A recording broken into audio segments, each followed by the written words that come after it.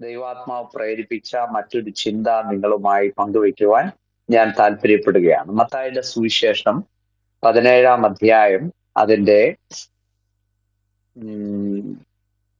25, 26 വാക്യങ്ങൾ നമുക്ക് വായിച്ചു കേൾക്കാം. ഞാൻ ഉറക്കെ വായിക്കാം. നിങ്ങൾക്കതൊരു ഗുണകരമായി തീരുമെന്ന് വിശ്വസിക്കുന്നു. അവൻ വീട്ടിൽ വന്നപ്പോൾ യേശു അവനോട്, ശിമോനേ, നിനക്കെന്തു തോന്നുന്നു? ഭൂമിയിലെ രാജാക്കന്മാർ ചുങ്കമോ കരമോ ആരോട് വാങ്ങുന്നു? പുത്രന്മാരോടോ അന്യരോടോ എന്ന് മുന്നിട്ട് ചോദിച്ചതിന് അന്യരോട് എന്ന് അവൻ പറഞ്ഞു. യേശു അവനോട്, എന്നാൽ പുത്രന്മാർ ഒഴിവുള്ളവരല്ലോ. എങ്കിലും നാം അവർക്ക് ഇടർച്ച വരുത്താതിരിക്കേണ്ടതിന് നീ കടലിലേക്ക് ചെന്ന് ചൂണ്ടലിട്ട് ആദ്യം കിട്ടുന്ന മീനിനെ എടുക്ക. അതിന്റെ വായി തുറക്കുമ്പോൾ ഒരു ചതുർദ്രഹ്മ പണം കാണും. അതെടുത്ത് എനിക്കും നിനക്കും വേണ്ടി കൊടുക്ക എന്ന് പറഞ്ഞു. ദൈവത്തിന് മഹത്വമുണ്ടാകട്ടെ. മത്തായിയുടെ സുവിശേഷം 17-ാം അധ്യായത്തിന്റെ 25, 26, 27 ഭാഗങ്ങളാണ് നമ്മൾ ഇവിടെ വായിച്ചു കേട്ടത്. ഇവിടെ യേശുക്രിസ്തുവിന്റെ അത്ഭുതങ്ങളിൽ ഏറ്റവും പോപ്പുലർ ആയിരിക്കുന്ന അത്ഭുതങ്ങൾ ഉണ്ട്. അതിലൊന്ന് 5 അപ്പം കൊണ്ട് 5000 പേരെ പോഷിപ്പിച്ചു. 5 അപ്പവും 2 മീനും കൊണ്ട് 5000 പേരെ പോഷിപ്പിച്ച കഥയാണ്. മറ്റൊന്ന് ലാസറിനെ ഉയർപ്പിച്ച അത്ഭുതമാണ്. അങ്ങനെ അതുപോലെ തന്നെ വളരെ പോപ്പുലർ ആയിരിക്കുന്ന ഒരു അത്ഭുതമാണ് ചതുർദ്രഹ്മ പണം. ആമേൻ. ഒരു മത്സ്യത്തിന്റെ വായിൽ നിന്ന് ലഭിച്ചിട്ട് അത് അവരുടെ നികുതി പണമായി അടയ്ക്കാൻ അവർക്ക് പ്രേരകമായ അത്ഭുതം.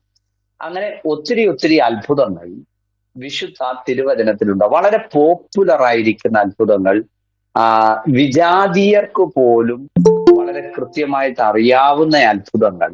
അത് ഞാൻ ഈ പറഞ്ഞതിന്റെ കൂട്ടത്തിൽ തന്നെ കാനാവിലെ കല്യാണ വീട്ടിൽ നടന്ന അത്ഭുതം, ഇവയൊക്കെ വളരെ വളരെ വളരെ പ്രസിദ്ധമാണ്, വളരെ ശക്തമായ സന്ദേശം നൽകുന്നതാണ്. അപ്പൊ യേശുക്രിസ്തുവിന്റെ അത്ഭുതങ്ങൾ ഒക്കെ നമ്മൾ ചിന്തിക്കുമ്പോൾ അതിനൊക്കെ അകത്ത് ഒരു ഇന്നർ മീനിങ്, വ്യക്തമായിരിക്കുന്ന ഒരു ഇന്നർ മീനിങ് ഉണ്ട്. ദൈവത്തിന്റെ വചനം നമ്മൾ പഠിക്കുമ്പോൾ ഒത്തിരി ഒത്തിരി ആഴമേറിയ തിരുവചന സത്യങ്ങളെ നമുക്ക് ബോധ്യമാകുകയാണ്. ഇപ്പൊ യോഹന്നാന്റെ സുവിശേഷത്തിലായാലും മത്തായിയുടെ സുവിശേഷത്തിലായാലും ഒക്കെ നമ്മൾക്കിത് കാണാൻ കഴിയുന്നുണ്ട്. ഇവര് യേശുക്രിസ്തുവും തന്റെ ശിഷ്യന്മാരും ബാക്ക് ടു ഖഫർന്നഹൂമിലേക്ക് അവർ തിരികെ വരികയാണ്. അപ്പോൾ അവര് മറ്റൊരു മേഖലയിലായിരുന്നു.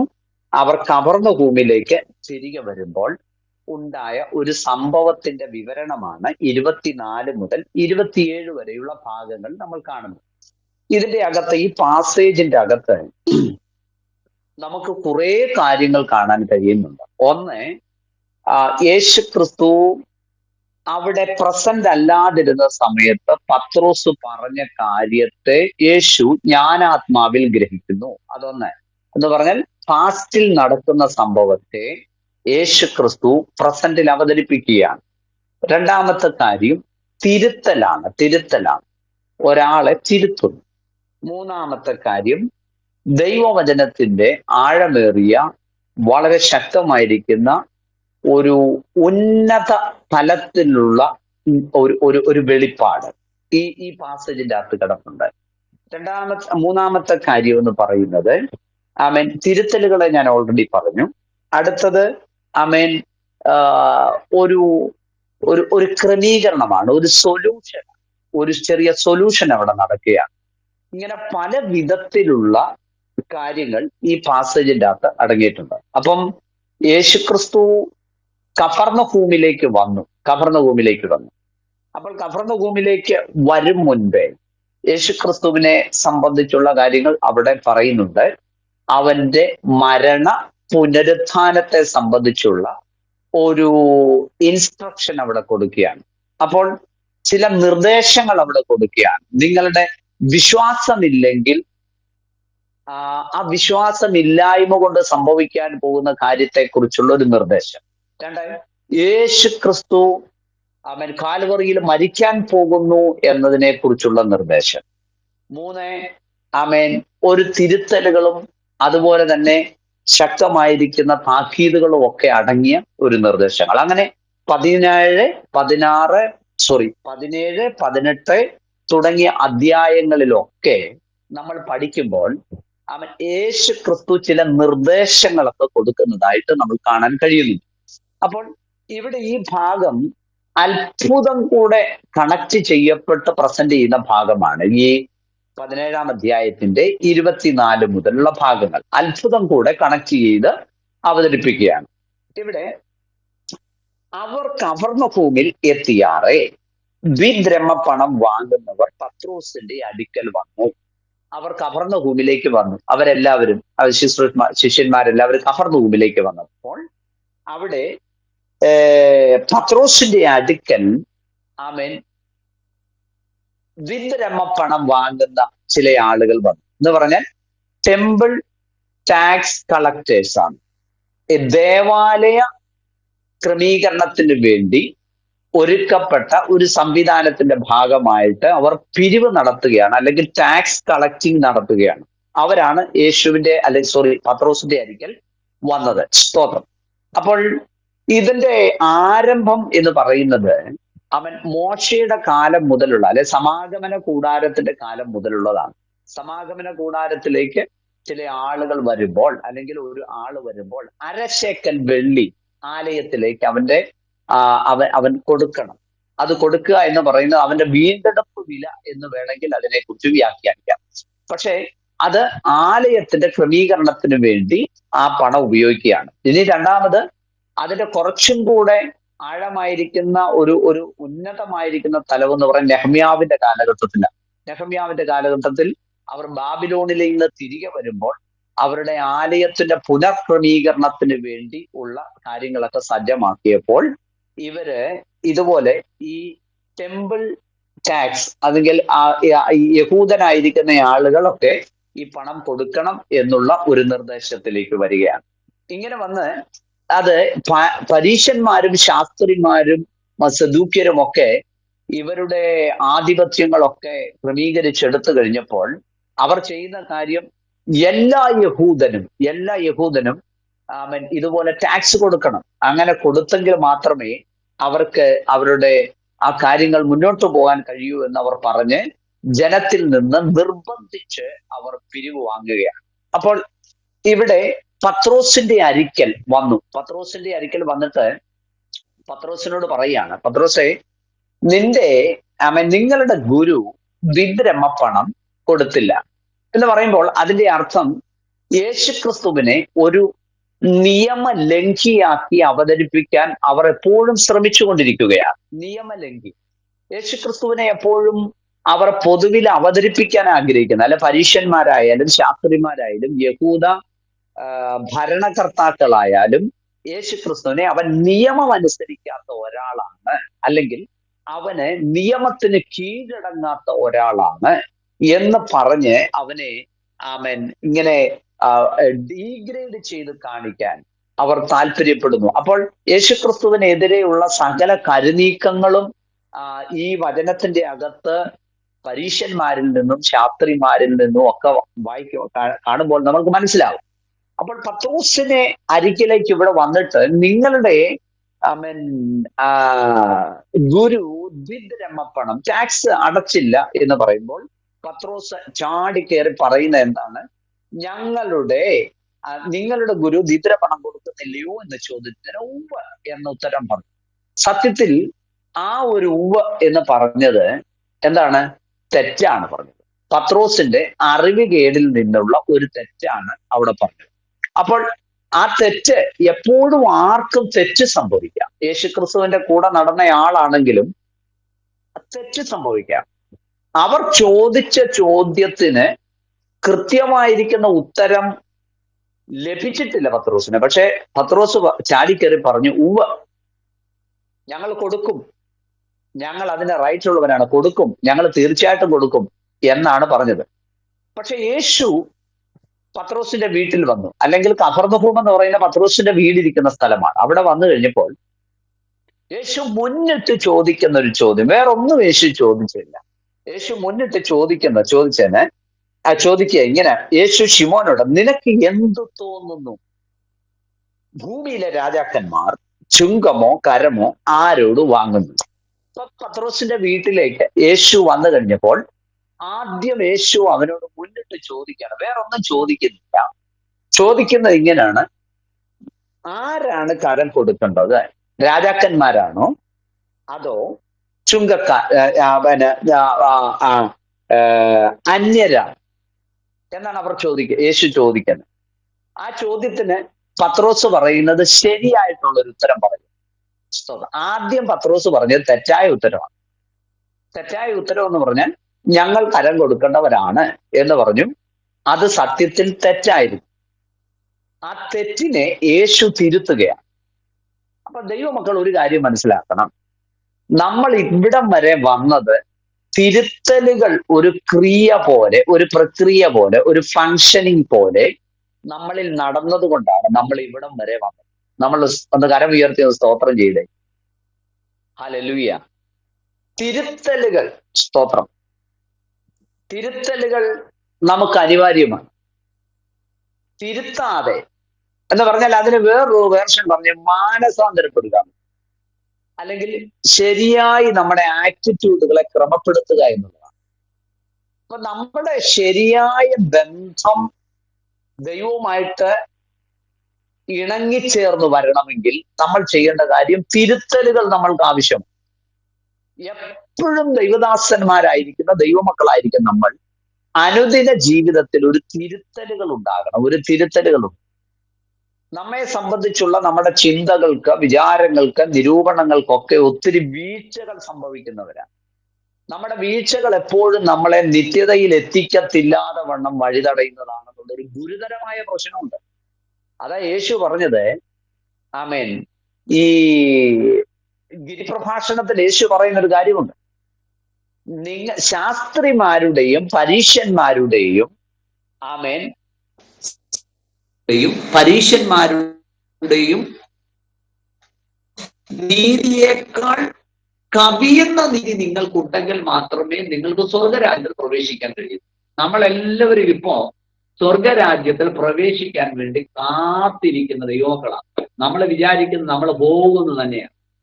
പക്ഷെ ദൈവത്തിന്റെ വചനം യഥാർത്ഥമായ നിലകളിൽ വചനത്തിന്റെ മുൻപാകെ നമ്മെ കൗണ്ട് ചെയ്യുമ്പോൾ, കാൽക്കുലേറ്റ് ചെയ്യുമ്പോൾ, നമ്മെ നിരീക്ഷിക്കുമ്പോൾ സ്വർഗരാജ്യത്തിന്റെ പടി കടക്കാനുള്ള യോഗ്യത നമുക്കില്ലെന്നുള്ള കാര്യം ദൈവമക്കൾ മനസ്സിലാക്കണം. Price the Lord. എത്രയെത്ര തെറ്റുകളാണ് നമ്മുടെ ജീവിതത്തിൽ നമ്മൾ രക്ഷിക്കപ്പെട്ടിട്ടും ഇപ്പോഴും നമ്മൾ ആവർത്തിച്ചു കൊണ്ടിരിക്കുന്നത്. സ്തോത്രം. എത്രയെത്ര തെറ്റുകളാണ്, എത്രയെത്ര ഗുരുതരമായ പിഴവുകൾ.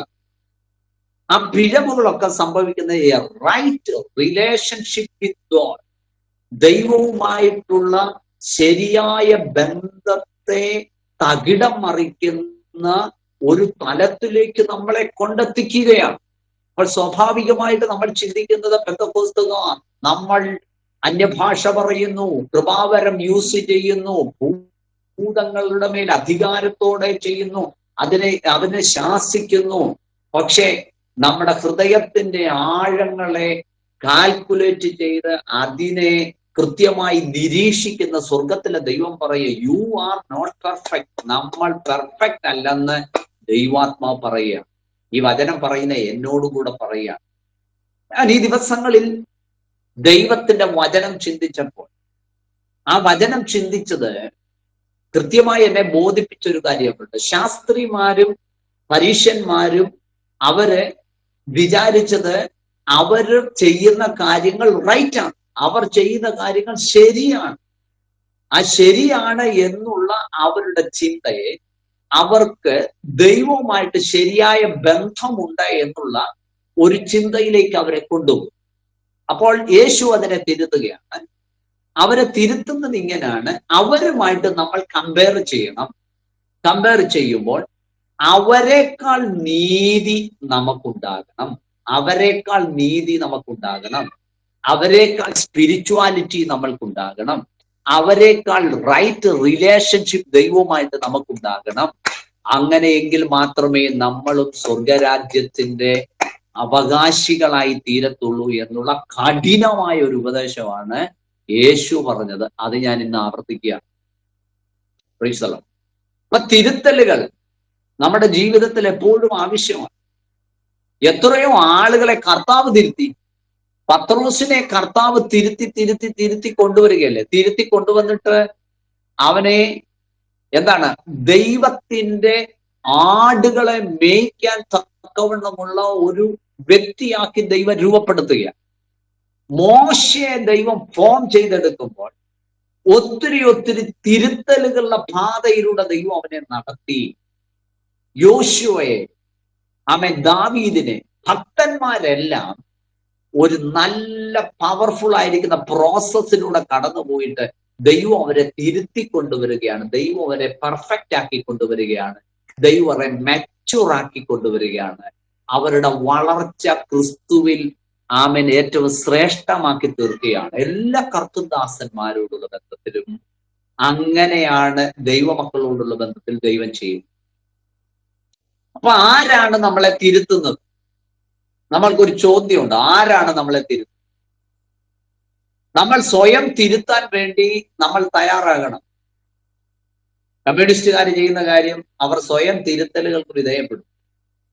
മറ്റുള്ളവർ തിരുത്തുമ്പോൾ അതിനെ നമ്മൾ സ്വീകാര്യമായിട്ട് എടുക്കണം. Price the Lord. അത് നമ്മൾ ചെയ്യണം. അപ്പൊ ആരാണ് നമ്മെ തിരുത്തുന്നത്? നമ്മെ തിരുത്തും നമ്മിൽ വ്യാപരിക്കുന്ന ദൈവത്തിന്റെ പരിശുദ്ധാത്മാവ്. എന്തിനാണ് നമുക്ക് ദൈവത്തിന്റെ പരിശുദ്ധാത്മാവിനെ നമ്മുടെ ഉള്ളത്തിൽ തന്നേക്കുന്നത്? കുറച്ച് അന്യഭാഷ പറയാനും കുറച്ച് തുള്ളാനും ചാടാനും ആണോ? അല്ല. ദൈവത്തിന്റെ ആത്മാവ് നമ്മുടെ ഉള്ളിൽ വസിക്കുന്നതിന്റെ പ്രധാന ലക്ഷ്യങ്ങളിൽ ചിലത്, സ്തോത്രം, ഒന്ന്, നമ്മെ പെർഫെക്റ്റ് ആക്കി എടുക്കുക, നമ്മെ നിയന്ത്രിക്കുക, നമ്മുടെ ജീവിതത്തെ നിയന്ത്രിക്കുക. നമ്മുടെ നാവ് നിയന്ത്രിക്കുകയല്ല, നമ്മുടെ ജീവിതം നിയന്ത്രിക്കാൻ ദൈവാത്മാവ് നമ്മളെ ഹെൽപ്പ് ചെയ്യുക. അതാണ് പറയുന്നത് ഒരു കംഫോർട്ടർ. ആമേൻ എന്ന പരിശുദ്ധാത്മാവിനെ കുറിച്ച് പറഞ്ഞേക്കുന്നത്. നമുക്കൊരു സഹായദായകൻ, നമ്മുടെ ജീവിതത്തെ നിയന്ത്രിക്കുന്ന ഒരു ആത്മാവിന്റെ പ്രവൃത്തി നമ്മളിൽ ഉണ്ടാകും. വിശുദ്ധ തിരുവചനം പറയുന്നത് ഇങ്ങനെയാണ്: സങ്കീർത്തനങ്ങളാലും സ്തുതികളാലും ആത്മീക ഗീതങ്ങളാലും ദൈവത്തെ സ്തുതിക്കണം. ആത്മാവിൽ നിറഞ്ഞ്, ഗ്രീക്ക് പദം പ്ലറോ എന്ന വാക്കാണ്, നിറയുക. അതിന്റെ അർത്ഥം controlled by the Holy Spirit. ദൈവത്തിന്റെ ആത്മാവിനാൽ നാം നിയന്ത്രിക്കപ്പെടണം. Praise the Lord. ദൈവാത്മാവിനാൽ നാം നിയന്ത്രിക്കപ്പെടണം. ദൈവാത്മാവിനാൽ നാം നിയന്ത്രിക്കപ്പെടും. അതിന്റെ അവരെ തലനാരിഴ കീറി നമ്മൾ പരിശോധിക്കുമ്പോൾ ഇയ്യോബ് പറയുകയാണ്, ഞാൻ എന്റെ കണ്ണുകൊണ്ട് ഒരു കന്യകയെ എങ്ങനെ നോക്കും? രണ്ട് തലനാരിഴ കീറി നമ്മൾ തിരുവചനം പഠിക്കുമ്പോൾ യേശു പറയുകയാണ്, നിന്റെ ഹൃദയം ശരിയാകണം, ആറ്റിറ്റ്യൂഡ് ശരിയാകണം. പറയുകയാണ് ദൈവാത്മാവ് നമ്മളെ ഡയറക്റ്റ് ചെയ്യണം. ദൈവാത്മാവ് നമ്മളെ നിയന്ത്രിക്കണം. ദൈവാത്മാവ് നമ്മുടെ കണ്ണുകളെ നിയന്ത്രിക്കണം. ദൈവാത്മാവ് നമ്മുടെ കാതുകളെ നിയന്ത്രിക്കണം. നമ്മുടെ നാവിനെ നിയന്ത്രിക്കണം. അപ്പൊ ദൈവത്തിന്റെ ആത്മാവ് നമ്മളെ നിയന്ത്രിക്കാൻ തുടങ്ങുമ്പോൾ ചിലതിനെ ചെത്തിക്കളയും, ചിലതിനെ കട്ട് ചെയ്ത് കളയും. മുഴച്ചു നിൽക്കുന്നതിനെ കട്ട് ചെയ്യുമ്പോഴാണ് ഫലം കൂടുതൽ ഉണ്ടാകുന്നത്. വചനം അങ്ങനെയാണ് പറയുന്നത്. സ്തോത്രം. ഞാൻ സാക്ഷാൽ മുന്തിരിവള്ളിയും എന്റെ പിതാവ് തോട്ടക്കാരനുമാകുന്നു. എന്നിൽ കായ്ക്കാത്ത കൊമ്പുകളൊക്കെയും അവൻ അധികം ഫലം കായ്ക്കേണ്ടതിന് ചെത്തി വെടിപ്പാക്കും. സ്തോത്രം. എന്തിനാ ചെത്തി വെടിപ്പാക്കും? ചെത്തി വെടിപ്പാക്കും. മുഴച്ചു നിൽക്കുന്നതിനെ ചെത്തി വെടിപ്പാക്കുമ്പോൾ ഒരു പെയിൻ ഉണ്ടാകും. സ്തോത്രം. നിന്റെ ജീവിതത്തിൽ ദൈവത്തിന്റെ ആത്മാവ് നിന്നെ ചെത്തുമ്പോൾ നിന്റെ ജീവിതത്തിന്റെ എല്ലാ മേഖലകൾക്കകത്തും ഒരു ചേഞ്ച് ഉണ്ടാകണം, ഒരു വിടുതൽ ഉണ്ടാകണം. സ്തോത്രം. എന്താണ്? ഒരു തിരുത്തലുകൾ. എപ്പോഴും കർത്താവ് തിരുത്താൻ ആഗ്രഹിക്കുന്നു. എന്തിന്? ദൈവത്തിന്റെ ആത്മാവിൽ നമ്മൾ കൂടുതൽ ഫലം കായ്ക്കേണ്ടതിന്, പ്രോഫിറ്റ് ഉണ്ടാക്കുന്ന. ദൈവത്തിന്റെ പരിശുദ്ധാത്മാവിൽ പറയുന്നു, നീ സ്വർഗരാജ്യത്തിന് പ്രോഫിറ്റ് ഉണ്ടാക്കുന്നവനാണോ? നീ ദൈവസഭയ്ക്ക് പ്രോഫിറ്റ് ഉണ്ടാക്കുന്നവനാണോ? ആമേൻ. നീ ദൈവത്തിന്റെ ആത്മാവിൽ എന്തെങ്കിലും പ്രോഫിറ്റ് ഉള്ള ഒരു ശുശ്രൂഷ ചെയ്യുന്നവനാണോ? ഒരു ക്രിസ്തീയ ജീവിതം ചെയ്യുന്നവനാണോ എന്ന് പരിശുദ്ധാത്മാവ് ചോദിക്കുമ്പോൾ ഉത്തരം ക്ലിയറായി നമ്മൾക്ക് കൊടുക്കണം. നമ്മുടെ അന്തരാത്മാവിൽ നിന്ന് ദൈവത്തോട് നമ്മൾ പറയണം, യെസ്, ഞാൻ എൻ്റെ ദൈവത്തിന്റെ ആത്മാവിനാൽ നിയന്ത്രിക്കപ്പെടുന്നവനാണ് എന്ന് നമ്മൾ കർത്താവിനോട് പറയണം. സ്തോത്രം. യേശു അതിനാണ് പറഞ്ഞത്, നീ 2 കൈ ഉള്ളവനായിട്ട് ആമേൻ നരകത്തിൽ പോകുന്നതിനേക്കാൾ ഇടർച്ച വരുത്തുന്ന നിന്റെ കൈ വെട്ടിക്കള, എന്നിട്ട് നീ 1 കൈ ഉള്ളവനായിട്ട് സ്വർഗരാജ്യത്തിൽ പോകും. യേശു വീണ്ടും പറയുകയാണ്, 2 കണ്ണുള്ള നീയെ ആ 2 കണ്ണുകൊണ്ട് പെർഫെക്റ്റ് അല്ലാത്തത് ചെയ്ത് നരകത്തിൽ പോകുന്നതിനേക്കാൾ ആ കണ്ണിൽ 1 ദോഷം ചെയ്യുന്ന കണ്ണിനെ അത് ചുഴുന്നു കള എന്നാണ് യേശു പറഞ്ഞത്. അതിന്റെ അർത്ഥം ആമേൻ, എന്താണ് നിന്നിൽ ദൈവത്തോട്, ദൈവത്തിന്റെ വിഷയത്തോട്, ദൈവരാജ്യത്തോട്, ദൈവിക ബന്ധത്തോട് നിന്നെ അസ്വസ്ഥപ്പെടുത്തിക്കൊണ്ടിരിക്കുന്നത്? ആ ചിന്തകളെ, ആ വിചാരങ്ങളെ, ആ സ്വഭാവങ്ങളെ, ആ ദോഷകരമായിരിക്കുന്ന പ്രവർത്തികളെ ആത്മാവിൽ ചുഴുന്നെടുത്ത് കളഞ്ഞിട്ട് ഒരു പെർഫെക്റ്റ് ആയിരിക്കുന്ന ഹൃദയം നമ്മളിലേക്ക് സൃഷ്ടിക്കപ്പെടുവാൻ പരിശുദ്ധാത്മാവ് നമ്മളെ ഹെൽപ്പ് ചെയ്യും. സ്തോത്രം. പരിശുദ്ധാത്മാവ് നമ്മളെ ഒരുക്കും. പരിശുദ്ധാത്മാവ് അതിനായി നമ്മളെ രൂപപ്പെടുത്തിയെടുക്കും. സ്തോത്രം. എത്ര പേർ ഇന്ന് രാത്രിയിൽ ദൈവത്തിന്റെ വചനത്തോട് റെസ്പോണ്ട് ചെയ്യുന്നുണ്ട്? ഞാനൊരു ഇളക്കപ്പെരുപ്പത്തിന്റെ ദൂതല്ല പറയുന്നത്. ദൈവത്തിന്റെ ആത്മാവിൽ നമ്മൾ സ്വർഗരാജ്യത്തിന് എന്ത് പ്രോഫിറ്റാണ് നാം ഉണ്ടാക്കിയത്? എന്ത് പ്രോഫിറ്റാണ് സ്വർഗരാജ്യത്തിന് നമ്മൾ കൊടുക്കുന്ന പ്രോഫിറ്റ്? എന്താണ്? അല്ലെങ്കിൽ അവിടെ കൊടുക്കുന്ന ലാഭം എന്താണ്? ദൈവത്തിന്റെ നാമത്തിന് വേണ്ടി നമ്മൾ എന്ത് ലാഭമാണ് ഉണ്ടാക്കിയത്? നമ്മുടെ സ്വന്തം ലാഭത്തിന് വേണ്ടി നമ്മൾ പല സ്ട്രാറ്റജികളും രൂപപ്പെടുത്തിയെടുക്കുന്നുണ്ട്. പല കാര്യങ്ങളും നമ്മൾ ചെയ്യുന്നുണ്ട്. പലതും നമ്മൾ പ്ലാൻ ചെയ്യുന്നുണ്ട്. പക്ഷെ അതിൻ്റെ അകത്ത് ദൈവ മഹത്വം എത്രത്തോളം ദൈവം അതിന്റെ മേൽ കാര്യമായി പരിണമിക്കുന്നു, ദൈവത്തിന്റെ പ്രവൃത്തി അതിന്റെ മേൽ എത്രത്തോളം ഇറങ്ങി വരുന്നു എന്നുള്ളത് കൃത്യമായിട്ടൊന്ന് ചോദ്യമായി നിലനിൽക്കണം. ഇന്ന് രാത്രിയിൽ ദൈവാത്മാവ് പറയുന്ന ഒരു കാര്യമുണ്ട്. ഒരു എഡിഫിക്കേഷനാണ് ഇന്ന് ഇവിടെ വേണ്ടത്. നമ്മൾ തീർച്ചയായിട്ടും ഒരു വിടുതൽ, ഒരു മാറ്റം നമ്മൾക്ക് ആവശ്യം. ദൈവരാജ്യത്തിന് നമ്മളുടെ കുടുംബം, നമ്മുടെ മക്കൾ, നമ്മുടെ ശുശ്രൂഷ, നമ്മുടെ ചർച്ച്, നമ്മുടെ പേഴ്സണൽ ആയിരിക്കുന്ന കാര്യങ്ങൾ സ്വർഗരാജ്യത്തിന് വേണ്ടി എന്ത് പ്രോഫിറ്റ് ഉണ്ടാക്കും? അപ്പൊ ചെത്തലുകൾ എപ്പോഴും ആവശ്യമാണ്, എപ്പോഴും തിരുത്തലുകൾ ആവശ്യമാണ്. ഞാനിപ്പോൾ വർഷങ്ങളായി രക്ഷിക്കപ്പെട്ടിട്ട് വർഷങ്ങളായെങ്കിലും രക്ഷിക്കപ്പെട്ടു എന്നതിന്റെയും രക്ഷയുടെ ആ സന്തോഷം എന്താണെന്നും ദൈവാത്മാവിലുള്ള ജീവിതം എന്താണെന്നും സ്വർഗരാജ്യത്തിന്റെ അനുഭവം എന്താണെന്നും ഗ്രാജുവലായിട്ടാണ് ഞാൻ മനസ്സിലാക്കുന്നത്. സ്തോത്രം. ഗ്രാജുവലായിട്ടാണ് മനസ്സിലാക്കുന്നത്. Price the Lord.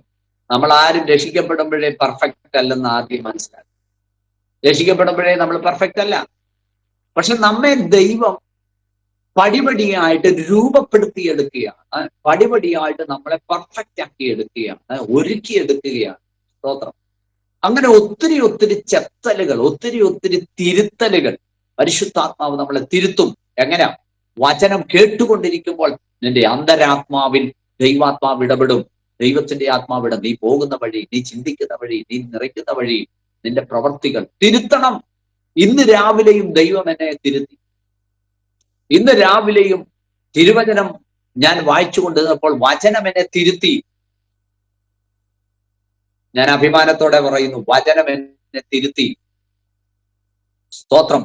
വചനത്തിന്റെ തിരുത്തലുകളുടെ മുൻപിൽ നിന്റെ റെസ്പോണ്ട് എന്താണ്? കുറെ പ്രസംഗങ്ങൾ കേട്ട് കേട്ട് കേട്ട് നമ്മൾ ഇരിക്കുന്നു. പക്ഷെ പ്രസംഗങ്ങൾ നമ്മൾ ഒത്തിരി കേൾക്കുന്നു. ഒരു ചർച്ചിൽ ഏറ്റവും കൂടുതൽ പ്രസംഗം കേൾക്കുന്നത് ദൈവമക്കളാണ്. വെള്ളിയാഴ്ച കേൾക്കുന്നു, ചൊവ്വാഴ്ച കേൾക്കുന്നു, സൺഡേയിൽ കേൾക്കുന്നു, യൂത്ത് മീറ്റിംഗിൽ കേൾക്കുന്നു, സൂമിൽ കേൾക്കുന്നു, ഗൂഗിൾ മീറ്റിൽ കേൾക്കുന്നു, പവർ വിഷനിൽ കേൾക്കുന്നു. സ്തോത്രം. എന്ന് വേണ്ട സകല മേഖലകളിൽ നമ്മൾ വചനം കേൾക്കുന്നു. No empowering. നമ്മളിൽ ഒരു ശാക്തീകരണം ഉണ്ടാകുന്നില്ല, നമ്മളിൽ ഒരു തിരുത്തൽ ഉണ്ടാകുന്നില്ല. നമ്മൾ ചില തോട്ട്സുകൾ അന്വേഷിക്കുന്നു. ഹൃദയത്തിന്റെ ഉള്ളറയിൽ ഒരു മാറ്റങ്ങൾക്ക് വേണ്ടി നമ്മൾ ആഗ്രഹിക്കുന്നില്ല. ഇന്ന് ഞാൻ തിരുത്തി. ഒരാൾ ഒരു വാക്ക് പറഞ്ഞു, ഞാനത് അതോടങ്ങനെ പറയാം. ഒരാൾ ഒരു വാക്ക് പറഞ്ഞു, ആ വാക്ക് എനിക്ക് വേദനയുണ്ട്. പക്ഷേ ഞാൻ വചനം വായിച്ചപ്പോൾ എന്നെ വചനം സ്വാധീനിച്ചു. ആ വേദന നീ വെച്ചോണ്ടിരിക്കുക, നീ അദ്ദേഹത്തിന്റെ വീട്ടിലേക്ക് പോകണം. ഞാൻ അദ്ദേഹത്തിന്റെ വീട്ടിലേക്ക് പോയി. എന്റെ വേദനയും എന്റെ ഭാരവും ഞാൻ ഇവിടെ വെച്ച് പുഴുങ്ങി വെച്ചോണ്ടിരുന്ന് കഴിഞ്ഞാൽ എന്റെ ആത്മീക ജീവിതത്തിന് അതൊരു കേടാണ്. അതുകൊണ്ട് ഞാൻ അതിനെ തിരുത്താൻ തയ്യാറ്. നിങ്ങൾ എത്ര പേർ തിരുത്തും? വ്യക്തിപരമാണ് തിരുത്തലുകൾ വ്യക്തിപരമാണ്. പരിശുദ്ധാത്മാവും വചനവും നിങ്ങളുടെ പാസ്റ്ററും ഒക്കെ നമ്മെ തിരുത്തുമ്പോൾ ആ തിരുത്തലുകൾ നമ്മെ പെർഫെക്റ്റ് ആക്കി തീർക്കുകയാണ്, മാന്യരാക്കി തീർക്കുകയാണ്, ശ്രേഷ്ഠരാക്കി തീർക്കുകയാണ്. ദൈവത്തിന് മഹത്വം. അപ്പോൾ പത്രോസിനെ ഇവിടെ തിരുത്തി.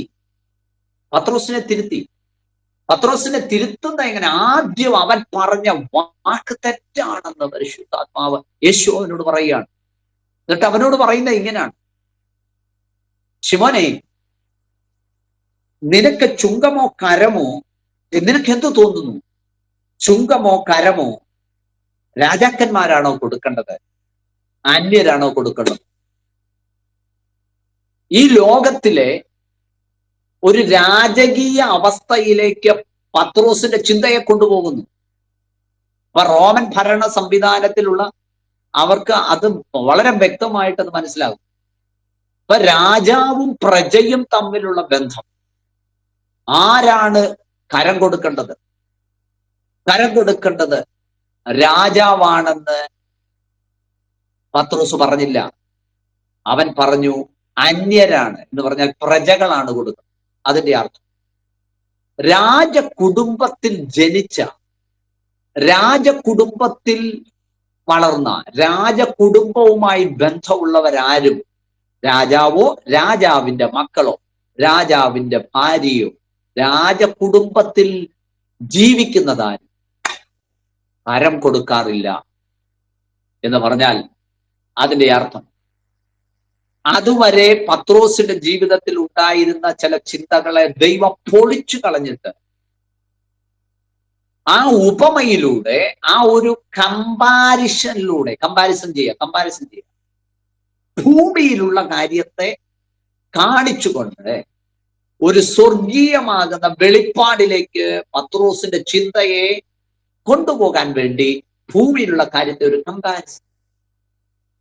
അങ്ങനെ ചെയ്തിട്ട് പത്രോസിനോട് പറയാണ്, രാജാവാണോ കരം കൊടുക്കേണ്ടത്, അന്യരാണോ? പത്രോസ് പറഞ്ഞു, രാജാവല്ല, അന്യരാണ് കരം കൊടുക്കുന്നത്. അപ്പോൾ കൃത്യമായിട്ട് ഒരു വലിയ വെളിപ്പാടിലേക്ക് പത്രോസിനെ കൊണ്ടുവരും. പത്രോസ് വാസ് നോട്ട് എ മിയർ മേൻ. അവനൊരു സാധാരണ മനുഷ്യനല്ല.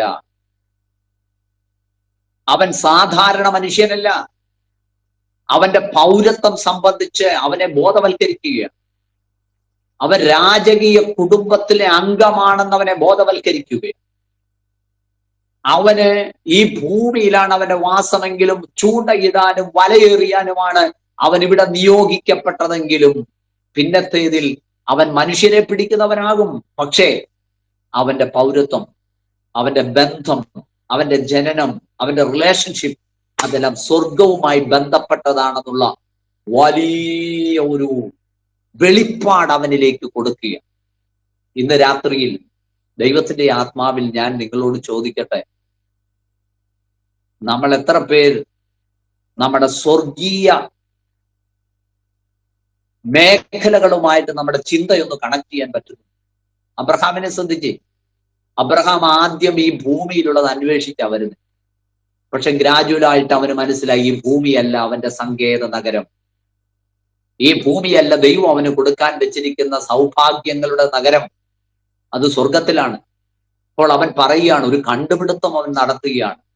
ആ കണ്ടുപിടുത്തം എന്ന് പറയുന്നത് സ്വർഗത്തിൽ ദൈവം അടിസ്ഥാനമിട്ടതും സ്തോത്രം ദൈവം നിർമ്മിച്ചതുമായിരിക്കുന്ന ഒരു നഗരം, ആ നഗരത്തിനു വേണ്ടി അവൻ ആത്മാവിൽ ഒരുക്കത്തോടെ അവൻ സഞ്ചരിക്കുകയാണ്. സ്തോത്രം.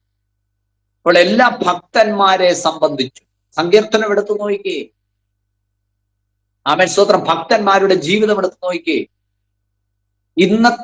ഇന്നത്തെ മെറ്റീരിയലിസത്തിന്റെ അതിപ്രസരം, നമുക്കിവിടെ സാമ്രാജ്യങ്ങൾ പണിയണം, നിമ്രോദിന്റെ ആത്മാവിന്റെ മിംഗ്ലിംഗ് നമ്മൾ നടക്കുക. എന്താണ് നിമ്രോദിന്റെ ആത്മാവിന്റെ മിംഗ്ലിംഗ്? നിമ്രോദ് അവനൊരു പേരുണ്ടാക്കുവാൻ ഈ ലോകത്തിൽ ഒരു വലിയ സാമ്രാജ്യം കെട്ടി ഒതുക്കാൻ ശ്രമിച്ചു. ഒരു വലിയ സാമ്രാജ്യം. സ്തോത്രം. അതിന്റെ ഒരു തനിയാവർത്തനം ഇന്നത്തെ കാലഘട്ടങ്ങളിൽ പിശാച് അവൻ ആത്മീകരുടെ ഇടയിലേക്ക് നുഴഞ്ഞു കയറ്റിയിരിക്കുന്നു. മെറ്റീരിയലിസം, ഭൗതികത. ഭൗതികത എന്ന് പറയുമ്പോൾ നമ്മൾക്ക് ഒത്തിരി കാര്യങ്ങളുണ്ട്. അതില്ലാതെ നമുക്ക് ഇവിടെ ജീവിക്കാൻ പറ്റത്തില്ല. പക്ഷെ ഇതിന്റെ ആത്മീകതത്തെ ചവിട്ടി തേച്ച് കളഞ്ഞിട്ട് അതിനെ കുപ്പയിലെറിഞ്ഞിട്ട്, സ്തോത്രം, ദൈവിക ബന്ധത്തെ കുപ്പയിലെറിഞ്ഞിട്ട് ഒരു വലിയ മെറ്റീരിയൽ വേൾഡ് ഉണ്ടാക്കുവാൻ, ഒരു ഫാമിലി ഉണ്ടാക്കുവാൻ നാം ശ്രമിക്കുന്നത് തെറ്റാണെന്നാണ് ദൈവത്തിന്റെ ആത്മാവ്. ഇതെല്ലാം വേണം, പക്ഷേ നീ അതിന് അഡിക്ഷനായി പോകരുത്. ബാലൻസിൽ നിൽക്കണം. എല്ലാം ബാലൻസ് ആയിരിക്കണം. ദൈവത്തിന്റെ ആത്മാവിൽ ഈ ദൂത് കേൾക്കുമ്പോൾ എത്ര പേർക്ക് നമ്മൾക്ക് നമ്മുടെ ദൈവത്തോട്, ഞാൻ വ്യക്തമായിട്ട് പറയുന്നത്, റൈറ്റ് റിലേഷൻഷിപ്പ് വിത്ത് ഗോഡ്, ദൈവവുമായിട്ടുള്ള ഒരു ശരിയായ ബന്ധം. നിന്റെ വേദന മാത്രം പറയുന്നതല്ല, നീ അടുത്ത് ചെല്ലുന്ന ദൈവത്തിന്റെ ആത്മാവും നിന്റെ ആത്മാവും തമ്മിൽ ഒത്തുവരുന്ന, വിടവില്ല ഒത്തുവരുന്ന ഒരു ആത്മീക തലം നമ്മൾ തന്നെ രൂപപ്പെടുത്തിയെടുക്കണം. അതിന് നമ്മൾ പ്രയത്നിക്കണം. അതിന് നമ്മൾ ദൈവത്തോട് നിലവിളിക്കണം. മണിക്കൂറുകൾ പ്രാർത്ഥിക്കുന്നവനെ കുറിച്ചല്ല ഞാൻ പറയുന്നത്. മണിക്കൂറുകൾ പ്രാർത്ഥിക്കുന്നവനേക്കാൾ ശരിയായ ബന്ധം ഒരുവനുണ്ടെങ്കിൽ മണിക്കൂറുകൾ പ്രാർത്ഥിക്കുന്നവൻ ചെയ്യാത്ത അത്ഭുതങ്ങൾ, വിടുതലുകൾ നിന്റെ പ്രാർത്ഥനയിൽ ദൈവം ചെയ്യും. കരങ്ങൾ ഉയർത്തി സ്തോത്രം ചെയ്യാൻ കഴിയുമോ? സ്തോത്രം എന്ന് പറഞ്ഞ് പ്രാർത്ഥിക്കേണ്ടെന്നല്ലേ അതിന്റെ അർത്ഥം. പ്രാർത്ഥന അത് പവർഫുൾ ആയിരിക്കണം. പ്രാർത്ഥന കൂടാതെ നമുക്കൊരു മുന്നേറ്റം ഉണ്ടാകും.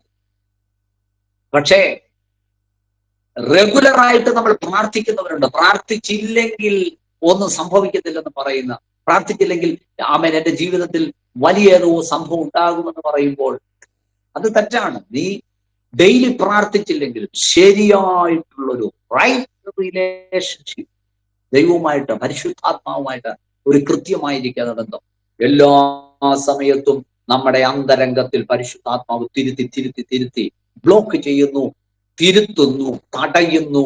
ദൈവത്തിന്റെ ആത്മാവ് ഡയറക്റ്റ് ചെയ്ത് വിടുന്നു, ഡൈവേർട്ട് ചെയ്ത് വിടുന്നു. അങ്ങനെ പല കാര്യങ്ങൾ ചെയ്യാൻ വേണ്ടി ദൈവത്തിന്റെ ആത്മാവിൽ നമ്മെ തന്നെ ഒന്ന് സമർപ്പിച്ചുള്ള ജീവിതത്തിന് പവർ കൂടുതലാണ്. ഭയങ്കര പവറാണ്, പവർ കൂടുതലാണ്. സ്തോത്രം. ആ പവറിലേക്ക് വരാൻ ദൈവത്തിന്റെ ആത്മാവിൽ ഞാൻ നിങ്ങളെ ആഹ്വാനം ചെയ്യുന്നു. ഞാൻ ഈ വചനം പറയുമ്പോൾ തന്നെ ദൈവശക്തി എന്റെ മേൽ വ്യാപരിക്കുക. പരിശുദ്ധാത്മാവിന്റെ വലിയ പവർ നമ്മളിലേക്ക് വരണം. നമ്മൾ പടിത്തട്ടിൽ നിൽക്കുന്നവരെ ഉയരത്തിൽ കയറുന്നവരായി. സ്തോത്രം. അബ്രഹാമിന്റെ വിശ്വാസ ജീവിതത്തിന്റെ ഒരു ഗ്രാഫാണ് മോറിയ മലയിലേക്കുള്ള കയറ്റം. നിങ്ങൾ ശ്രദ്ധിച്ച്, മോറിയ മലയിലേക്കുള്ള കയറ്റം എന്താണ്? താഴ്വരയിൽ നിന്ന് താൻ ചവിട്ടി മേളിലേക്ക് കയറുകയാണ്. നമ്മുടെ ഗ്രാഫ്, ആത്മീക ജീവിതത്തിന്റെ നമ്മുടെ ഗ്രാഫ് ഉയർന്നു വരണം.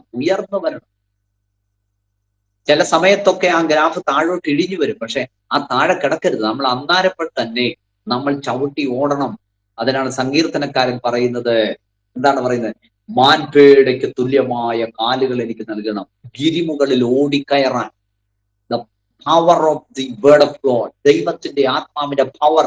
അവൻ ബലഹീനമായിരിക്കുന്ന മാൻപേടയുടെ കാല് ചെറുതാണെങ്കിലും ബലമില്ലെങ്കിലും അതിനെ പവർഫുൾ ആക്കി അവൻ ഗിരി ഓടിക്കയറാൻ തക്കവണ്ണം ദൈവശക്തി ആമേൻ നമുക്ക് ആവശ്യം. സ്തോത്രം. എത്ര പേര് ദൈവമക്കളെ നിങ്ങൾ തിരുവചനം കേൾക്കുന്നുണ്ടെന്ന് എനിക്കറിയാം.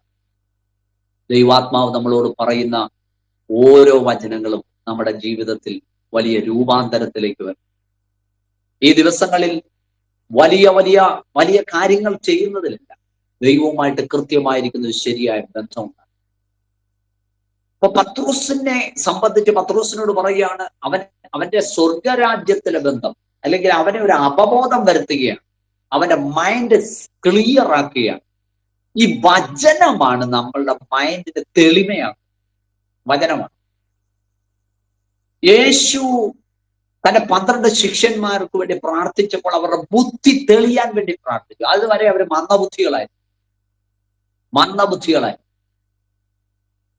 ബുദ്ധി തെളിയാൻ വേണ്ടി പ്രാർത്ഥിക്കണം. മന്ദബുദ്ധികളായിരുന്നവർ. അവർക്കൊന്നും പറഞ്ഞാൽ മനസ്സിലാകത്തില്ല. ദൈവത്തിന്റെ രാജ്യത്തെക്കുറിച്ച് പറഞ്ഞാൽ മനസ്സിലാകും. അവൻ ഉപമ പറഞ്ഞാൽ മനസ്സിലാകും. ഒന്നും പറഞ്ഞാൽ മനസ്സിലാകാത്ത മന്ദബുദ്ധികളായിരുന്നു.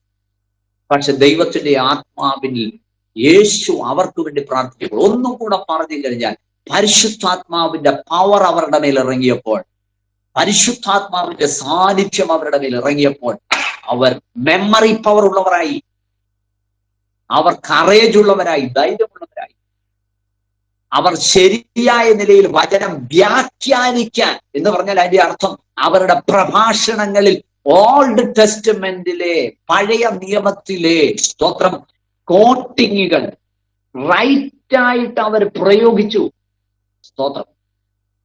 ദൈവത്തിന് സ്തോത്രം. വചനം മനസ്സിലാകുന്ന ദൈവമക്കൾ ഇവിടെ ഉണ്ടെന്ന് എനിക്ക് റൈറ്റായിട്ട് അവർ പ്രയോഗിച്ചു. ആരാണ് ഇതിന് ഹെൽപ്പ് ചെയ്തത്? പരിശുദ്ധാത്മാവ്.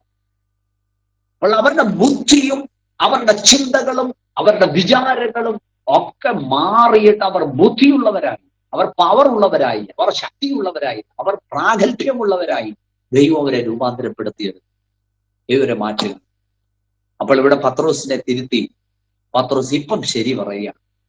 ശരി പറഞ്ഞപ്പോൾ യേശു അടുത്ത സ്റ്റെപ്പ് പറയാം. എന്താണ് പറയുന്നത്? സ്തോത്രം. എന്നാൽ പുത്രന്മാർ ഒഴിവുള്ളവരല്ലോ. പത്രോസ് പറയാണ്, യേശുവെ ഞാനും നീയും ഒഴിവുള്ളവരാണ്.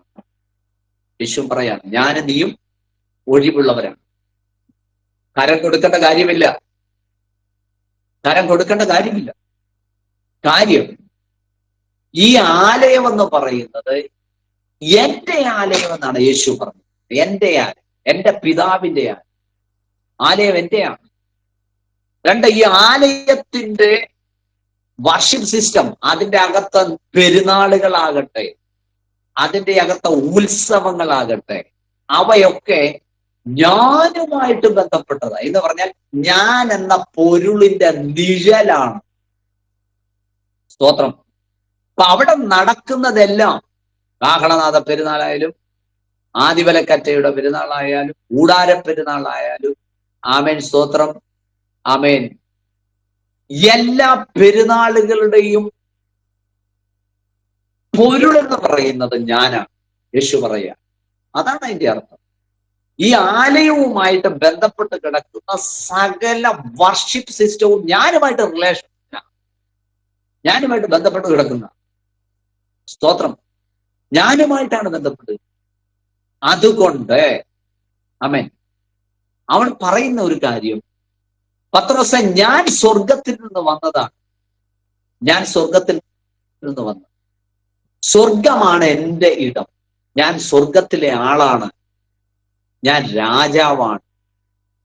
യേശുവിനെ ആരും രാജാവാക്കേണ്ട കാര്യമില്ല, പക്ഷെ യേശു രാജാവാണ്. അടുത്തത് പറയുന്നു, ഞാൻ ഒരുക്കിയിരിക്കുന്ന എന്റെ രാജ്യത്തിലെ പ്രജയാണ് പത്രോസ്, നീയും മറ്റുള്ളവരും. എന്റെ രാജ്യത്തിലെ പ്രജയാ, എന്റെ രാജ്യത്തിലെ ആളാണ്. പ്രജ എന്ന് പറയാൻ പറ്റത്തില്ല. എന്റെ കുടുംബക്കാരനാണ്, എന്റെ അമേൻ സ്തോത്രം രാജ്യത്തിലെ രാജകീയമാകുന്ന അവൻ കൊട്ടാരത്തിലെ രാജകീയ പദവിയിലെ അംഗമാണ് നീയും കൊട്ടാരത്തിലെ അംഗമാണ്. അതാണ് പത്രോസിനെ പറഞ്ഞ് മനസ്സിലാക്കുക. നമ്മുടെ പൗരത്വമോ സ്വർഗത്തിലാകുന്നു, നമ്മുടെ പൗരത്വം സ്വർഗത്തിലാകുന്നു. അവിടുന്ന് കർത്താവായ യേശു ക്രിസ്തു വീണ്ടും വരുമെന്ന് നമ്മൾ കാത്തിരിക്കുന്നു. സ്തോത്രം. പൗരത്വം സ്വർഗത്തിലാണ്. നമ്മൾ ഇവിടെ ഇരുന്നാൽ നമ്മുടെ പൗരത്വം സ്വർഗത്തിൽ. ആ ഒരു ഭയങ്കര വെളിപ്പാടാണ് പത്രോസിന് ദൈവം. അപ്പോൾ ഈ വെളിപ്പാട് ദൈവം കൊടുക്കുമ്പോൾ സ്തോത്രം, പത്രോസിന് നേരത്തെ കുറെ വെളിപ്പാട് കിട്ടിയിരുന്നു. നീ ജീവനുള്ള ദൈവത്തിന്റെ പുത്രനായ ക്രിസ്തു. ആ വെളിപ്പാട് പത്രോസിന് കിട്ടി. കുറച്ചും കൂടെ ആഴമായിരിക്കുന്ന വെളിപ്പാടാണ് ഇതിലൂടെ പത്രോസിന് ദൈവം. സ്തോത്രം. ഇനി പറയുന്നത് ശ്രദ്ധിച്ചേ. അതുകൊണ്ട് അവനോട് എന്നാൽ പുത്രന്മാർ ഒഴിവുള്ളവരല്ലോ, എങ്കിലും ആ പദത്തിന് ഭയങ്കര അർത്ഥമുണ്ട്. എങ്കിലും നാം അവർക്ക് ഇടർച്ച വരുത്താതിരിക്കേണ്ടതിന് നീ കടലിലേക്ക് ചെന്ന് അതിന്റെ ഒരു മീനിനെ ചൂണ്ടലിട്ട് ആദ്യം കിട്ടുന്ന മീനിനെ നീ എടുക്കും. കഴിവുണ്ടെങ്കിൽ വീഡിയോ എല്ലാവരും ഒന്ന് ഓൺ ചെയ്ത് വെക്കണം. സ്തോത്രം. Price the Lord. ആദ്യം കിട്ടുന്ന മീനിനെ നീ എടുക്കണം. അവനോട് പറയുകയാണ്, നീ ചൂണ്ടലെടുക്കണം. എല്ലാവർക്കും ഒരു ചൂണ്ടലുണ്ട്. ഒരു ചൂണ്ട ഇങ്ങനെ കരുതി വെച്ചിട്ടുണ്ടല്ലോ, തക്ക സമയത്ത് എടുക്കാൻ ചൂണ്ട. അത് നമ്മുടെ എല്ലാവരുടെയും കയ്യിൽ ഒരു ചൂണ്ടയുണ്ട്. സ്തോത്രം. അപ്പോൾ ഈ ചൂണ്ട പത്രോസിനോട് എടുക്കാൻ പറഞ്ഞു. നീ പോയി എന്ത് ചെയ്യണം? കടയിൽ ചെന്ന് ഒരു മീനെ എടുക്കണം. ആ മീനെ എടുത്തിട്ട് ചൂണ്ടലിടുമ്പോൾ കർത്താവ് പറയുന്ന അതിനെ ആ കർത്താവിന്റെ ഫ്യൂച്ചറിൽ എന്ത് സംഭവിക്കും എന്നുള്ളതിന്റെ ഒരു നിർദ്ദേശമാണ് അവിടെ കൊടുക്കുകയാണ്. നീ ഇടാൻ പോകുന്ന ചൂണ്ടലിന്റെ അകത്ത് ആദ്യം ഒരു മീൻ കൊത്തും. എന്ത് പെർഫെക്റ്റ് ആയിട്ട്, എന്ത് ഡെഫിനിറ്റ് ആയിട്ടാണ് യേശു ഒരു പ്രോഫസി ചെയ്യുന്നത്, ഒരു ശക്തമായിരിക്കുന്ന പ്രവചനം കൊടുക്കുന്നത്. എന്ത് കൃത്യമായിട്ടാണ് ഒരു പ്രവചനം കൊടുക്കുന്നത്. സ്തോത്രം. എത്ര പവർഫുൾ ആണ്. നീ പോയി ചൂണ്ടലിട്. ആ ചൂണ്ടലിൽ ആദ്യം കൊടുക്കുന്ന മീൻ എന്ന് പറഞ്ഞാൽ ഈ ഗലീല കടലിൽ ഏതാണ്ട് 152 പരം മീനുകളുണ്ട്. ആ മീനിൽ ഈ മീന് എന്നാണ് ഒരു ബുക്കിൽ ഞാൻ വായിച്ചത്. അത് എത്ര പെർഫെക്റ്റ് ആണെന്ന് അറിയത്തില്ല, നിങ്ങൾ അത് ശ്രദ്ധിച്ചോണം. അപ്പോൾ ഇത്തരം ഒരു ആയിരക്കണക്കിന് മീനിൽ ഒരു മീന് വന്ന് കൊത്തുകയാണ്. അപ്പോൾ ഈ ചൂണ്ടലിടാൻ പറയുന്നതിന്റെ പിന്നിൽ കർത്താവ് പറയുന്നുണ്ട്, എങ്കിലും നമ്മൾ സ്വർഗരാജ്യത്തിലെ അംഗമാണെങ്കിലും നമ്മൾക്ക് ഇവർക്ക് കരം കൊടുക്കേണ്ട ഒരു കാര്യവുമില്ല. സ്തോത്രം. ഒരു കാര്യവുമില്ല. കരം കൊടുക്കേണ്ട ഒരു കാര്യവുമില്ല. സ്തോത്രം. കാരണം നമ്മൾ രാജ്യത്തിന്റെ രാജകീയ ബന്ധമാണ് നമ്മൾ. സ്തോത്രം. യേശു രാജാവാണ്. യേശുവിന്റെ കുടുംബത്തിലെ അല്ലെങ്കിൽ യേശുവിന്റെ കൊട്ടാരത്തിലെ യേശുവുമായിട്ട് ബന്ധപ്പെട്ടയാളാണ് പത്രോസിനോട് പറയാം, നീ കരം കൊടുക്കേണ്ട കാര്യമില്ല.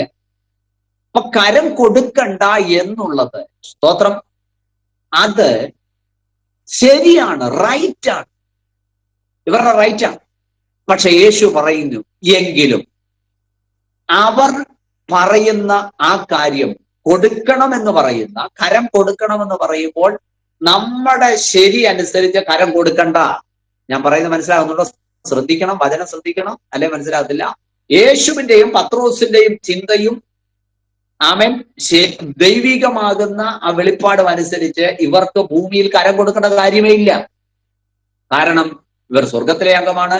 ഭൂമിയിലുള്ള രാജകീയമാകുന്ന ഈ ദേവാലയം എന്ന് പറയുന്നത് യേശുവിൻ്റെതാണ്. അവിടുത്തെ വർഷിപ്പ് സിസ്റ്റം മുഴുവനും യേശുവിനെ പ്രതിനിധാനം ചെയ്യുന്ന കാര്യങ്ങളാണ്. നമ്മൾ കരം കൊടുക്കേണ്ട കാര്യമില്ല. പക്ഷേ എങ്കിലും അവര് പറയുന്ന അനീതിയുണ്ടല്ലോ, ഞാൻ പറയുന്നത് ശ്രദ്ധിച്ചോണേ, ദൈവങ്ങൾ ശ്രദ്ധിക്കണേ. അവര് പറയുന്ന അനീതി, നമ്മൾ കരം കൊടുക്കണമെന്ന് നമ്മളെ നിർബന്ധിക്കുന്ന ഒരു അനീതിയുണ്ട്. ആ അനീതി നമ്മൾ അങ്ങ് ചുമക്കാനാണ് യേശു പറഞ്ഞത്. ഒരു ഒരു ഒരു ഷോർട്ട് പീരീഡിന് വേണ്ടി നമ്മളങ്ങ് ചുമക്കണം. നമ്മളൊക്കെ എത്ര പേര് ഇങ്ങനെയുള്ള കാര്യത്തിന് വേണ്ടി മുതിരും? അനീതി കണ്ടാൽ പ്രതികരിക്കും. ചർച്ചിൽ അനീതി കണ്ടാൽ പ്രതികരിക്കും. അമ്മച്ചിക്കകത്ത് അനീതി കണ്ടാൽ പ്രതികരിക്കണം. പക്ഷേ സ്തോത്രം, ആമേൻ, ആ അനീതി കണ്ടാൽ പ്രതികരിക്കും നമ്മള്. പക്ഷെ ആ പ്രതികരണത്തിലൂടെ ഒരു വലിയ വഴക്കിലേക്ക് വരികയാണ് ഗതി. അവിടാണ് വിഷയം. പാസ്റ്റർ കുഴയും, തീർച്ചയായിട്ടും പാസ്റ്റർ കുഴയും. നമ്മൾ അനീതി പറയുക, ഇന്നയാൾ ഇന്നത് ചെയ്തു, അങ്ങനെയാണല്ലോ നമ്മൾ ഈ അനീതി ചെയ്യാന്ന് പറഞ്ഞാൽ അനീതി ചൂണ്ടിക്കാണിക്കുന്നതിന്റെ പിന്നില് വേറൊരു സൈക്കോളജിയും കൊണ്ട്. എന്താണെന്നറിയാം, നമ്മൾ പറയുന്ന ആ റൈറ്റിനനുസരിച്ച് അവൻ ശിക്ഷിക്കപ്പെടണം എന്ന് പറഞ്ഞാൽ മറ്റവനെ ശിക്ഷിക്കാൻ വേണ്ടിയുള്ള ഒരു വല്ലാത്ത ഒരു വേദനയാണ് നമ്മൾ ഈ നീതിയെല്ലാം കൂടെ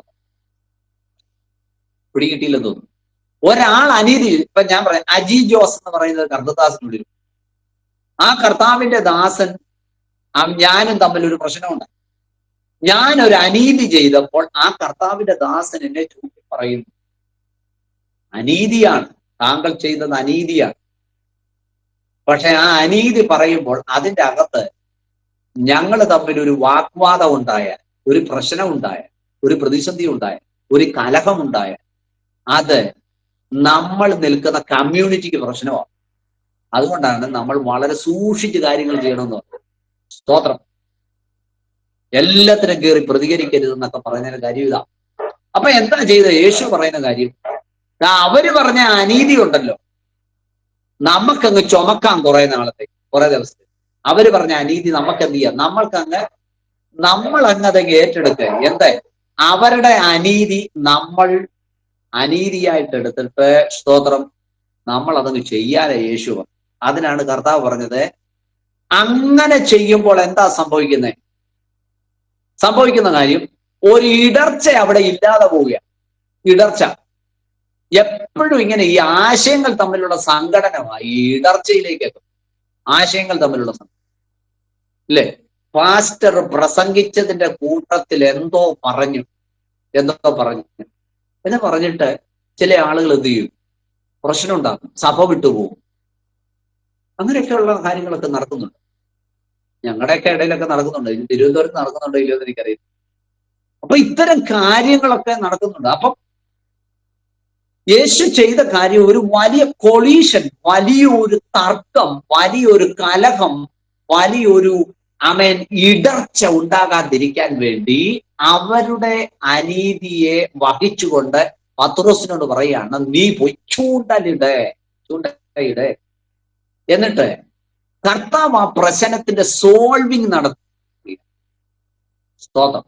കർത്താവ് ആ പ്രശ്നത്തിന്റെ സോൾവിങ് നടത്തി. എപ്പോഴും ദൈവമക്കൾ മനസ്സിലാക്കണം, പരിശുദ്ധാത്മാവ് നിയന്ത്രിക്കുന്നിടത്ത് ആമേൻ കൃത്യമായിരിക്കുന്ന വിഷയങ്ങളുടെ സോൾവിങ് ഉണ്ട്. സ്തോത്രം. വിഷയങ്ങളുടെ പരിഹാരമുണ്ട്.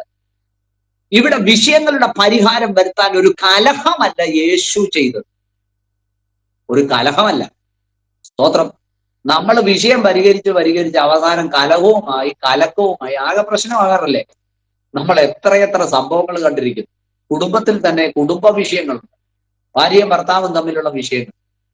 സ്തോത്രം. ആരെങ്കിലും ഒരാളൊരു ഇടർച്ച വരുത്തുമ്പോൾ അത് പറഞ്ഞുള്ള കലഹം വല്ലാത്ത ഡൈവേഴ്സിലേക്കും പ്രശ്നത്തിലേക്കും ഒക്കെ പോകാറുണ്ട്. അപ്പൊ നമ്മൾ ശ്രദ്ധിക്കേണ്ട കാര്യം, ആ ഇടർച്ച വരുത്താതിരിക്കാൻ വേണ്ടി നമ്മുടെ ഭാഗത്തെ എന്ത് കാര്യമാണ് നമ്മൾ ചെയ്യും? അപ്പൊ നമ്മൾ പറയും, നമ്മുടെ കോപ്പുയിൽ ഞാൻ പറഞ്ഞതാ ശരി. നമ്മുടെ ശരികൾ ചില സമയത്ത് പൊട്ടിഘോഷിക്കാനോ അത് സ്ഥാപിക്കാനോ കിണഞ്ഞുള്ള പരിശ്രമങ്ങളും വാക്ക് തർക്കങ്ങളും നമ്മുടെ ആറ്റിറ്റ്യൂഡുകളും വലിയ പ്രശ്നത്തിലേക്കും. എത്ര പേര് ഞാൻ ഈ പറയുന്നതിനെ ഗ്രഹിക്കുന്നുണ്ടെന്ന് എനിക്കറിയില്ല. വലിയ പ്രശ്നത്തിലേക്ക് നമ്മുടെ ശരിയെ. കഴിഞ്ഞ ദിവസം ഒരാൾ പറഞ്ഞു, നമ്മൾ ശരിയാണെന്ന് നമുക്ക് ബോധമുണ്ടെങ്കിൽ കാലം അത് തെളിയിച്ചു. ഇനി നമ്മുടെ ശരികളെ ശരിയായ നിലകളിൽ അവതരിപ്പിക്കാൻ നമ്മൾക്ക് കേൾപ്പില്ലെങ്കിൽ നമ്മൾ മിണ്ടാതിരുന്നാൽ മതി. ദൈവം അത് കാര്യം ചെയ്യും. സ്തോത്രം. അപ്പൊ നമ്മൾ പറഞ്ഞ കാര്യം ശരിയാണ്. ആ ശരിയായ കാര്യത്തിന് വേണ്ടി നമ്മൾ ഒരു കലഹം സൃഷ്ടിക്കേണ്ടെന്നാ യേശു പറഞ്ഞത്. പിടികിട്ടിയോ?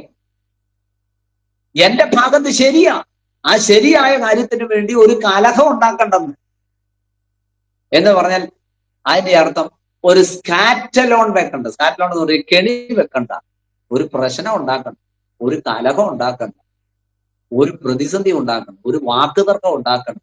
അവരുമായിട്ട് നമുക്ക് ഒരു പ്രശ്നവും ഇല്ലാതെ അവർ പറഞ്ഞത് കൊടുത്തേ. സ്തോത്രം. എന്തിനാണെന്നറിയോ? അതിന്റെ അർത്ഥം, സ്തോത്രം, ഇവൻ കലഹം ഉണ്ടാക്കാൻ പോയാൽ, അല്ലെങ്കിൽ യേശു അങ്ങ് മാറുക, പത്രോസ് പോയി കലഹം ഉണ്ടാക്കുക, പത്രോസിന് ഈ അത്ഭുതം കാണാൻ പറ്റും. സ്തോത്രം. ദൈവങ്ങളെ ശ്രദ്ധിച്ച്, അത്ഭുതം, സ്തോത്രം, നമ്മുടെയൊക്കെ മുൻപിൽ നമ്മൾ ചില കാര്യത്തിന് വേണ്ടി വിധേയപ്പെട്ട് പരിശുദ്ധാത്മാവിന് കീഴടങ്ങുമ്പോൾ അടുത്തത് നിന്റെ സ്റ്റെപ്പ് നീ കാണുന്നത് ഒരു അത്ഭുതമാണ്. സ്തോത്രം. അത്ഭുതം നടക്കട്ടെ എന്ന് പറയണ്ട, അത്ഭുതം നടക്കട്ടെ എന്ന് പറയണ്ട. നിന്റെ ഭാഗത്തിൽ ദൈവാത്മാവിന് നീ കീഴടങ്ങി പരിശുദ്ധാത്മാവ് പറയുന്നതിന് വേണ്ടി നിശബ്ദമായി നിന്നാൽ അടുത്ത സ്റ്റെപ്പ് ദൈവത്തിന്റെ ആത്മാവ് പറയും. അസാധ്യമായ ഒരിടത്ത് നിന്ന് അസാധ്യമായ ഒരു കാര്യത്തിലൂടെ ദൈവം നിന്റെ കയ്യിൽ ചില നന്മകൾ കൊണ്ടുവരും. പരിശുദ്ധാത്മാവ് പറയുന്നു, ഇന്ന് രാത്രിയിൽ പരിശുദ്ധാത്മാവ് ചിലരോട് ദൂതായിട്ട് പറയുന്നു, സ്തോത്രം, നിന്റെ ഭാഗത്ത് ശരിയായ പരിശുദ്ധാത്മ നിയന്ത്രണം ഉണ്ടാകുമ്പോൾ ചില വിടുതലുകൾ നിന്റെ മുൻപിൽ ദൈവാത്മാവ് ചെയ്യാൻ പോവുകയാണ്. അസാധ്യമാകുന്ന ചില മേഖലകളിലുള്ള വിടുതൽ ദൈവത്തിന്റെ ആത്മാവ് നിങ്ങൾക്ക് വേണ്ടി ചെയ്യും. ആമേൻ, സ്തോത്രം. ആയിരക്കണക്കിന്, നൂറുകണക്കിന്, ആമേൻ, സ്തോത്രം, നൂറുകണക്കിന് മീനുകൾ ഉള്ളിടത്ത് എന്റെ ദൈവം കൽപ്പിച്ച ഒരു മീനിന്റെ ഡയറക്ഷൻ നിന്റെ ആ ചെറിയ ചൂണ്ടയിലേക്ക്. കേൾക്കണേ, ആ വലിയ തടാകത്തിന്റെ അകത്ത് ഒരു ബോട്ട് കിടന്നാൽ പോലും അതൊരു ചെറിയ സാധനമായിട്ടാണ് ജനം കാണുന്നത്. അങ്ങനെയെങ്കിൽ പത്രോസിട്ട ചൂണ്ടയുടെ വലിപ്പം എന്നാ കാണും ദൈവമക്കളെ? പത്രോസിട്ട ചൂണ്ടയുടെ വലിപ്പം എന്ത് കാണും? പക്ഷെ ആ ചൂണ്ട ഇടാൻ പറഞ്ഞത് ദൈവമാണെങ്കിൽ അത് എത്ര അകലെ കിടക്കുന്നതാണേലും ആ ചെറിയ ചൂണ്ടയിലേക്ക് ദൈവം പറഞ്ഞ മത്സ്യത്തെ ഡയറക്റ്റ് ചെയ്ത് കൊണ്ടുവന്ന് കണക്ട് ചെയ്യാൻ ദൈവത്തിന് കഴിയുമെങ്കിൽ, സ്തോത്രം, ഇന്ന് രാത്രിയിൽ പരിശുദ്ധാത്മാ പറയുന്നു, നീ എത്ര മാറിക്കിടന്നാലും നിന്നിലേക്ക് വരണ്ട ചില നന്മകളെ ദൈവത്തിന്റെ ആത്മാവ് ഇന്ന് രാത്രിയിൽ ഡയറക്റ്റ് ചെയ്ത് കൊണ്ടുവരുന്നു. യേശുവിന്റെ നാമത്തിൽ അങ്ങനെ സംഭവിക്കട്ടെ. യേശുവിന്റെ നാമത്തിൽ അങ്ങനെ സംഭവിക്കട്ടെ. ഒരത്ഭുതം, ആമേൻ, ദൈവാത്മാവ് ഈ ജനത്തിനു വേണ്ടി ചെയ്യട്ടെ. ദൈവം അത്ഭുതം ചെയ്യട്ടെ. ആമേൻ. പരിശുദ്ധാത്മാവിൽ നമ്മൾ ചെയ്യുന്ന കാര്യങ്ങൾ ദൈവാത്മാവ് പറയുന്ന പോലാണെങ്കിൽ നിന്റെ മുൻപിൽ അത്ഭുതമുണ്ട്. സ്തോത്രം. കർത്താവിന് എവിടൊക്കെയാണ് വഴികളെന്നറിയാമോ ദൈവമക്കളെ? നമ്മൾ വിശ്വസിക്കണം. ഞാൻ വിശ്വസിക്കുന്നുണ്ട്, എന്റെ ദൈവത്തിന് ആകാശത്ത് വഴിയുണ്ട്. മനസ്സിലായി? ഭൂമിയിൽ വഴിയുണ്ട്. ആമേൻ, സ്തോത്രം. മരുഭൂമിയിൽ വഴിയുണ്ട്, സമുദ്രത്തിൽ വഴിയുണ്ട്. ഇനി അടുത്തും കൂടെ കേട്ടു, എന്റെ ദൈവത്തിന് സ്വർഗത്തിൽ വാതിലുണ്ട്. ആകാശത്തിന് വാതിലുണ്ട്, ഭൂമിക്ക് വാതിലുണ്ട്. സ്തോത്രം. വചനത്തിന് വാതിലുണ്ട്, ഹൃദയത്തിന് വാതിലുണ്ട്. സ്തോത്രം. പക്ഷെ നിന്റെ ആവശ്യം നിറവേറ്റാൻ ദൈവം, നീ എവിടാണോ ഇരിക്കുന്നത് അവിടെ, അതിന് മേളിൽ, ആ സ്ഥലത്ത് ദൈവം നിനക്ക് വേണ്ടി വാതിൽ സൃഷ്ടിച്ചു തുറക്കും. സ്തോത്രം.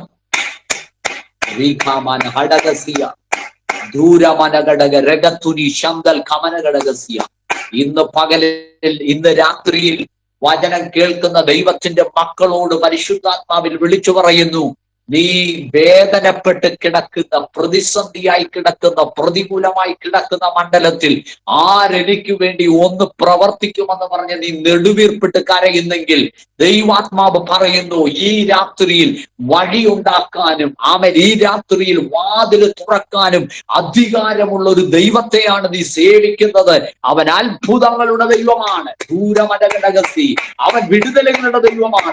റമാന നിന്നിലേക്ക് നീ ഇട്ട ചൂണ്ട ചെറുതാണെങ്കിലും, വാമേൻ കർത്താവ് ഗലീല കടല് ഏറ്റവും വിശാലതയുള്ളതാണെങ്കിലും, ദൈവം കൽപ്പിക്കുന്നത് നിന്റെ അരികിലേക്ക് വന്ന് നിന്നിലേക്ക് കൂടി ചേരാൻ കഴിയുന്ന ഒരാൾ. ആമേൻ. ആ ദൈവം ഇന്ന് ജീവിക്കുന്നുണ്ട് കേട്ടോ. ദൈവത്തിന് സ്തോത്രം. ആ ദൈവത്തിന്റെ ആത്മാവിന്റെ മുൻപാകെ നിന്നെ തന്നെ സമർപ്പിക്കാം. ഒരു തിരുത്തലുകൾക്ക് തയ്യാറായവന്റെ മുൻപിൽ ഒരത്ഭുതമാണ് അവസാനം അവൻ കണ്ടത്. എത്ര പേര് വിശ്വസിക്കുന്നു? ഒരു തിരുത്തലുകൾ, ഒരു ശരിയായ ബന്ധം, ഒരു ശരിയായ അപമവും അവനെ ദൈവത്തിന്റെ ആത്മാവ് കൊണ്ടെത്തിച്ചത് ഒരത്ഭുതം അവൻ കാണുകയും, എന്നിട്ട് അവനും യേശുവിനും വേണ്ടിയുള്ള ചതുർദ്രഹ്മ പണം അവർക്ക് കൊടുക്കുകയാണ്. കൊടുക്കേണ്ട കാര്യമില്ല, എങ്കിലും കൊടുക്കുകയാണ്. സ്തോത്രം. ഇന്ന് രാത്രിയിൽ പരിശുദ്ധാത്മാ പറയുന്ന ഒരു കാര്യം, ശരിയായ ദൈവത്തിലുള്ള ബന്ധം. ഇന്ന് രാത്രിയിൽ ദൈവമക്കളെ, നിങ്ങൾ പ്രാർത്ഥിക്കാതെ കിടക്കരുത്. ഞാൻ ഇങ്ങനെ ഈ വചനം ഇങ്ങനെ പറയുമ്പോൾ എന്തെങ്കിലും ഒരു പ്രോഫിറ്റ് ഉണ്ടാകണമെന്ന് ഞാൻ ക്രിസ്തുവിൽ ആഗ്രഹിക്കുന്നു, പരിശുദ്ധാത്മാവ് ആഗ്രഹിക്കുന്നു. ഇന്ന് നിങ്ങൾ നിങ്ങളുടെ പ്രാർത്ഥന മുറിക്കകത്ത് കുറച്ച് നേരം ഒന്ന് ഇരിക്കണം. നിന്റെ ദൈവത്തോട് സംഭാഷണം നടത്തണം. പ്രാർത്ഥന വേണ്ട, ദൈവത്തോടൊന്ന് സംഭാഷണം നടത്തണം. ദൈവത്തോടൊന്ന് സംഭാഷണം നടത്തണം. കർത്താവിന്